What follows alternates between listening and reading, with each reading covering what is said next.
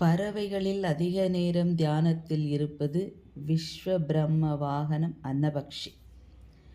இதற்கு அடுத்தபடியாக ஆந்தை, மகாலட்சுமியின் அம்சம். அடுத்தபடியாக கருடாழ்வார். சகல பறவைகளும் விலங்குகளும் தியானத்தில் இருக்கும். ஏன்னா காகம் கூட சற்று நேரம் தியானம் செய்யும். குறும்புத்தனம் செய்கிறதுல முதல் விலங்கு குரங்கு.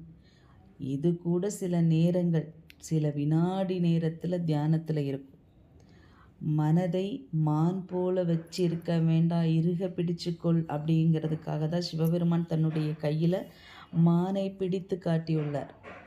அந்த மானும் ஒரு 5 வினாடிகள் தியானம் செய்யும். பள்ளி சுவரில் இறை தேடி கொண்டிருக்கும் போது பார்த்துருப்பீங்க, அந்த பள்ளியும் ஒரு சிந்தனையில் தியானத்தில் இருக்கும். பரம்பொருளை நினைத்து ஆறறிவு பெற்ற நாம் கொஞ்ச நேரம் தியானத்தில் இருந்தால் பல வெற்றிகளை அடையலாம்.